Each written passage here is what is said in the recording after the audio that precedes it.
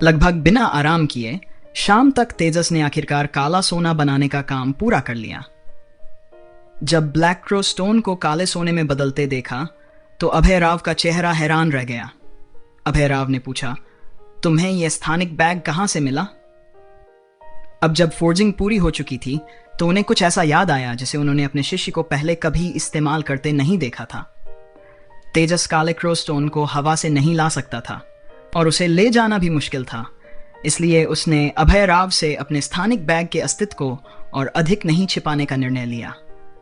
मैं इसे wind wolf town से लाया था गुरुजी। जब मैं वहां से जा रहा था तो मेरी मुलाकात विंड वुल्फ टाउन के भगवान से हुई। मैंने उसे मार डाला और उसकी रक्तरेखा शक्ति को हासिल कर लिया। यही कारण है कि जब मैं यहां पहुंचा तो मैं पहले से ही 5वें क्रम पर था, तेजस ने स्पष्ट रूप से समझाया। इतने दिन साथ बिताने के बाद उसने धीरे धीरे रिडेम्पशन सोसाइटी और अपने गुरु को स्वीकार कर लिया था। अब उसे कुछ बातें छिपाने की जरूरत नहीं थी। अभय राव की आंखें हल्की सी चमक उठीं। तुम तो 4थे क्रम पर थे ना? और वह 5वें क्रम पर था। तेजस ने सिर हिलाया। मुझे पता है कि आप क्या सोच रहे हैं, लेकिन वह फ्लैश लेपर्ड कबीले के एक शक्तिशाली सदस्य के साथ लड़ाई में बहुत बुरी तरह घायल हो गया था। मुझे लगता है कि मैं भाग्यशाली था। अभय राव का मुंह थोड़ा सा फड़क उठा। तो तुम कह रहे हो कि तुमने विंड वुल्फ और फ्लैश लेपर्ड कबीलों के बीच युद्ध को भड़काया? यह काफी गर्मा गर्म लड़ाई थी, तुम्हें पता है। कई शक्तिशाली राक्षसों ने दम तोड़ दिया। यहां तक कि पैतृक न्यायालय भी चिंतित था और संघर्ष को दबाने के लिए बहुत प्रयास करना पड़ा। तेजस ने मासूमियत से पलकें झपकाईं। उस समय वह मुझे मारना चाहता था, मैं उसे ऐसा करने नहीं दे सकता था, है ना? उसके बाद क्या हुआ यह मुझे नहीं पता। जिम्मेदारी से बचने का अच्छा तरीका, अभय राव ने हल्की मुस्कान के साथ कहा। उन्हें यह तब महसूस हुआ था जब तेजस राक्षसी जानवरों को मारने के लिए टीम का नेतृत्व कर रहा था। न केवल वह निर्णायक था और समय आने पर कठोर प्रहार करता था, बल्कि वह जरूरत पड़ने पर अपना धैर्य भी बनाए रखता था। अभय राव ने तेजस की टीम के प्रदर्शन को उनकी पूरी यात्रा के दौरान देखा था।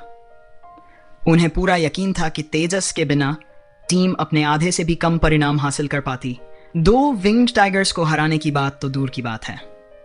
अभय राव ने देखा कि टीम वर्क और युद्ध कौशल में तेजस का मार्गदर्शन उन्हें बहुत प्रभावित कर रहा था। इस बच्चे की निस्वार्थता और नेतृत्व क्षमता का प्रदर्शन बहुत संतोषजनक था। उन्होंने तेजस के प्रशिक्षण के लिए सहमति इसलिए दी थी ताकि उसका आकलन किया जा सके। केवल वास्तविक खतरनाक परिस्थितियों में ही किसी का असली चरित्र सामने आता है। धन्यवाद गुरुजी। काले सोने के आखिरी टुकड़े को लेकर तेजस ने संतुष्ट होकर उसे रख लिया। अभय राव ने पूछा, तुम्हारे हथौड़े का क्या हुआ? क्या तुम आज उसे नहीं बना रहे हो? तेजस ने अपना सिर हिलाया। आज नहीं, मेरी ताकत खत्म हो गई है। मैं इसे किसी और दिन करूंगा। ब्लैक क्रो स्टोन को धातु में परिष्कृत करने के बाद यह बहुत अधिक लचीला लगता है, लेकिन कम गर्मी प्रतिरोधी है। अगली बार मैं लोहार की दुकान का उपयोग करूंगा। आपको परेशान करने की कोई आवश्यकता नहीं है। ठीक है, तो फिर तुम्हें भी वापस जाना चाहिए और जल्दी आराम करना चाहिए। अभय राव ने सिर हिलाया। इस बच्चे के साथ वह अनिश्चित था कि उसे आगे कैसे मार्गदर्शन करना है, या यूं कहें कि तेजस की आश्चर्यजनक वृद्धि दर को देखते हुए एक गुरु के रूप में उसके लिए बहुत कुछ करने को नहीं बचा था। तेजस ने कहा, ओह गुरुजी, मैं काली शहर का विस्तृत नक्शा कहां से खरीद सकता हूं? मैं एक खरीदना चाहता हूं। छोटी दुकानों में यह नहीं मिलता है। अभय राव ने हैरानी से पूछा, तुम्हें विस्तृत नक्शे की क्या जरूरत है? तेजस ने मासूमियत से जवाब दिया, पढ़ाई के लिए शहर से परिचित होना अच्छा होगा, है ना? साथ ही इससे मुझे खतरों और उन जगहों से बचने में मदद मिलती है जहां मुझे नहीं जाना चाहिए। कक्षा में शिक्षकों द्वारा इस्तेमाल किए जाने वाले नक्शे काफी बुनियादी होते हैं, बहुत विस्तृत नहीं होते। अभय राव ने कहा, तो फिर मेरे साथ आओ। मेरे पास एक विस्तृत नक्शा है जिसे तुम अभी इस्तेमाल कर सकते हो। ये नक्शे बेहद कीमती होते हैं, सभी हाथ से बनाए जाते हैं और काफी महंगे होते हैं। जब तुम्हारा काम पूरा हो जाए तो इसे मुझे वापस कर देना। तेजस ने विनम्रता से कहा, ठीक है, धन्यवाद गुरुजी। बेशक पैसे बचाना हमेशा सबसे अच्छा विकल्प था। हाथ से बनाए गए नक्शों की आवश्यकता ने यह भी दिखाया कि डेमन महाद्वीप की तकनीक अभी भी कितनी पिछड़ी हुई थी अभी भी ठंडे हथियारों के युग में अटकी हुई थी। यह शायद इसलिए था क्योंकि यहाँ के प्राणियों की व्यक्तिगत ताकत इतनी जबरदस्त थी कि आग्नेयास्त्र जैसी चीजें उनके सामने टिक नहीं सकती थीं।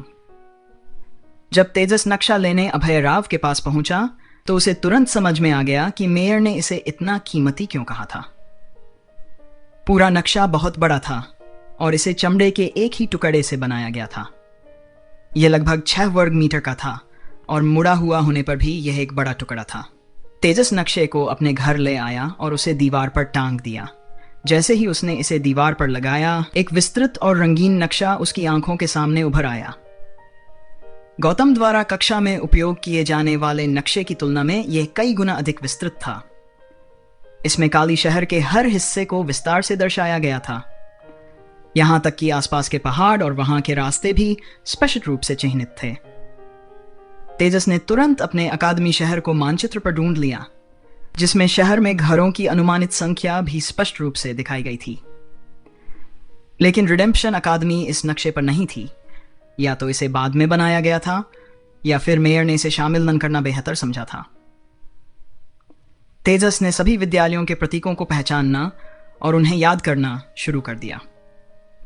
स्कूलों के 3 मुख्य स्तर थे। सबसे आम निचले स्तर के स्कूल प्राथमिक शिक्षा प्रदान करते थे, जिसमें अधिकांश राक्षस और कुछ जागीरदार भाग ले सकते थे।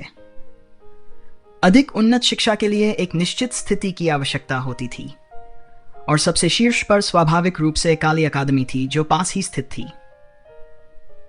आन्या की उम्र को देखते हुए ऐसा लगता था कि वह प्राथमिक शिक्षा के निम्नतम स्तर पर नहीं जा रही थी। मध्यम स्तर की सामान्य शिक्षा सबसे संभावित विकल्प था और विशाल काली शहर में ऐसे स्कूलों की संख्या केवल 12 थी। सीमा को इस तरह सीमित करने से काम थोड़ा आसान हो गया था, जैसे किसी पेड़ के तने पर खरगोश का इंतजार करना। अगले कुछ दिनों तक तेजस ने अपना दिन स्कूल में बिताया और दोपहर में वह या तो लोहार के पास जाता था या पहाड़ से नीचे उतरकर लक्षित स्कूलों का निरीक्षण करता था। उसके दिन नियमित पैटर्न में चलते रहे। हालांकि कई दिनों की लगातार निगरानी के बावजूद कोई नतीजा नहीं निकला। आन्या कहीं नजर नहीं आई।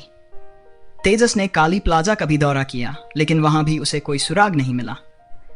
वह खुलकर पूछताछ नहीं कर सकता था, इसलिए उसे सबसे सीधा तरीका अपनाना पड़ा, स्कूलों का सर्वेक्षण जारी रखना। अवलोकन करते हुए तेजस ने देखा कि ये स्कूल शाम को अपने छात्रों को छुट्टी देते थे। स्कूल के बाद राक्षस समूह में चलकर अपने घर की ओर जाते थे। उसने अपने गुरु से यह भी सीखा कि इन नियमित स्कूलों में बोर्डिंग की सुविधा नहीं होती, जिसका मतलब था कि छात्र स्कूल के बाद निश्चित रूप से अपने घर चले जाते थे। तेजस ने अपनी एक योजना बनाई, 3 दिनों तक हर साधारण स्कूल का निरीक्षण करना। अगर आन्या किसी स्कूल से बाहर आती तो वह उसे जरूर देख लेता। जैसे ही उसने विद्यार्थियों को स्कूल से बाहर आते देखा, उसने पाया कि कुछ स्कूलों में केवल मानव जागीरदार ही बाहर आ रहे थे।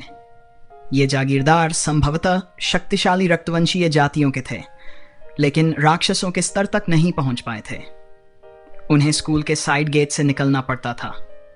इससे तेजस की निगरानी का काम थोड़ा आसान हो गया, लेकिन लगातार 6 दिनों तक 2 स्कूलों की निगरानी के बाद भी उसे कोई सफलता नहीं मिली। दूसरी ओर काले सोने की ढलाई का काम सुचारू रूप से चल रहा था। तेजस भी काले सोने के पूरक धातुओं की तलाश कर रहा था, लेकिन उसे कोई नहीं मिला। अच्छी बात यह रही कि उसने पहले ही काले सोने से अपने लिए हथौड़ों की एक जोड़ी बना ली थी। ये हथौड़े उसकी ज़रूरतों के अनुसार अनुकूलित थे, जिससे भविष्य में उसकी ढलाई का काम और भी आसान हो गया। अभय राव अभी भी उसके प्रति बहुत दयालु थे और उन्होंने लोहार की दुकान में उसके लिए एक विशेष क्षेत्र निर्धारित किया था, जो अन्य लोहारों से अलग था। दूसरे लोग ज्यादा से ज्यादा उसकी हथौड़े की आवाज सुन सकते थे, लेकिन ये नहीं देख सकते थे कि वह क्या गढ़ रहा था।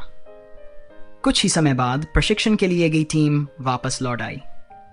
उनकी हालत देखकर लौटने पर उनकी स्थिति को गंदे और धूल भरे कहना सबसे उचित था।